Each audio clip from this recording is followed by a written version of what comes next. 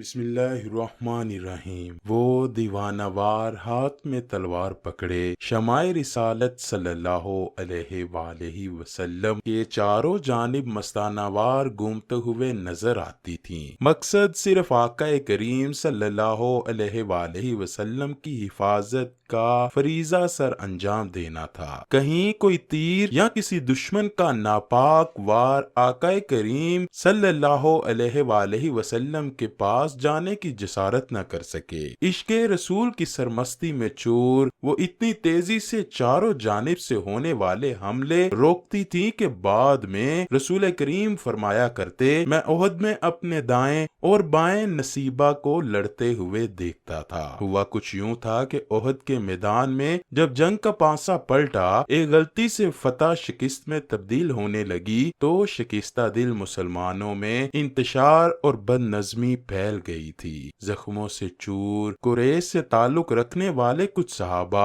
نبی کریم کو اپنے حصار میں لیے شجاعت کی بے مثال تاریخ رقم کر رہے تھے۔ ایسے میں دشمنوں کا ایک گروہ موقع غنیمت جان کر آن حضرت صلی اللہ علیہ وآلہ وسلم کی جانب لپکا، لیکن اس سے پہلے کہ ان کی ناپاک تلواریں جس میں اطہر کو چھوتیں، ایک تیز دار چمکتی شمشیر نہایت برق رفتاری کے ساتھ درمیان میں حائل ہو گئی، جس پہ کفار پیچھے ہٹنے پر مجبور ہو گئے، یہاں تک کہ صحابہ کرام کی ایک جماعت وہاں آ پہنچی۔ اس نازک ترین موقع پر دشمنوں کے تیروں کی بوچھاڑ کے درمیان بہادری اور دلیری کا یہ لازوال کارنامہ انجام دینے والی جلیل القدر صحابیہ حضرت ام عمارہ بنت کعب تھیں۔ اس جنگ میں ان کے جسم پر 12 زخم آئے۔ نصیبہ ان کا نام تھا، ام عمارہ ان کی کنیت تھی۔ مدینہ منورہ کے قبیلہ خزرج کے خاندان نجار سے تعلق رکھتی تھیں۔ آپ کو یہ سعادت حاصل ہے کہ بیعت عقبہ بیعت رضوان میں شرکت کی، اور بیعت عقبہ میں 73 مرد اور 2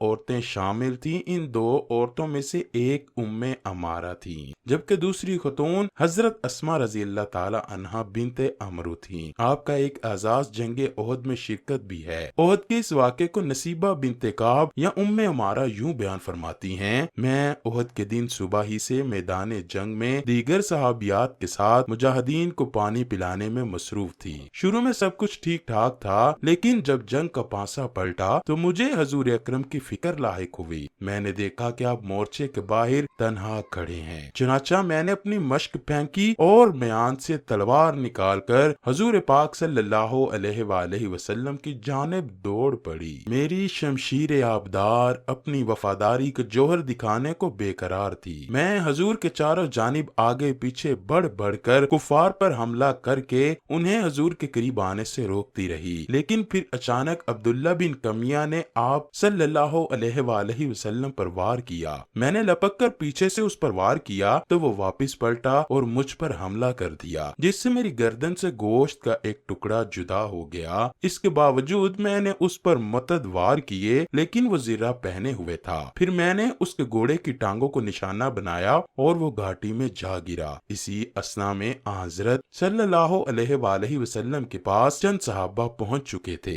میرے گہرے زخم سے خون بہ رہا تھا۔ حضور نے بآواز بلند میرے بیٹے سے فرمایا، اے ام عمارہ کے فرزند، اپنی والدہ کی خبر لو۔ اس پر بیٹا دوڑتا ہوا میری طرف آیا اور مرہم پٹی کی۔ رسول کریم نے حضرت ام عمارہ کی تعریف کرتے ہوئے فرمایا، آج ام عمارہ نے سب بہادروں سے زیادہ بہادری دکھائی ہے۔ ابن کمیہ ان کے خوف سے بھاگ گیا۔ حضرت عبداللہ بن زید بیان کرتے ہیں کہ رسول کریم صلی اللہ علیہ وآلہ وسلم نے فرمایا، احد کے دن میں نے ام عمارہ کو اپنے دائیں بائیں لڑتے ہوئے پایا۔ اللہ تعالیٰ اس خاندان پر اپنا رحم فرمائے۔ میری والدہ نے عرض کیا، یا رسول اللہ، دعا فرما دیجئے کہ ہمیں جنت میں آپ کی رفاقت نصیب ہو۔ اس پر آپ صلی اللہ علیہ وآلہ وسلم نے دعا فرمائی، اے اللہ، انہیں جنت میں میرے رفقا میں شامل فرما دے۔ ام عمارہ نے کہا، اب مجھے دنیا میں کسی بھی مصیبت کی پرواہ نہیں۔ حضرت نصیبہ کے بارے میں پڑھ کر یقیناً آپ کے حوصلے بھی بڑھ گئے ہوں گے۔ وہ اتنی بہادر اور مضبوط تھیں کہ دل چاہتا ہے کہ ہر مسلمان بیٹی اتنی ہی مضبوط ہو۔ کیا ہماری بیٹیاں طاقتور اور بہادر ہیں؟ کیا ہم نے اپنی بیٹیوں کو طاقتور اور مضبوط بنانے پر توجہ دی ہے؟ یا پھر میری بیٹی کتنی خوبصورت خوبصورت ہے، یہی میری بیٹیوں کا مقصد حیات ہے۔ کاش کہ ہم بیٹیوں کو خوبصورت گڑیا بنانے کے ساتھ ساتھ طاقتور، مضبوط اور خود مختار انسان بنائیں۔ انہیں باربی ڈول بنانے والے بیوٹی پارلرز میں بیچنے کے ساتھ ساتھ انہیں غذا اور ورزش کے ذریعے طاقتور بنانے والے انسٹیٹیوٹ میں بھی بھیجا جائے۔ ناظرین گرامی، 60 سال کی عمر میں حضرت نصیبہ نے عشق رسول صلی اللہ علیہ وآلہ وسلم میں ہی جھوٹے نبی مسلمہ کذاب کے خلاف ہونے والی جنگ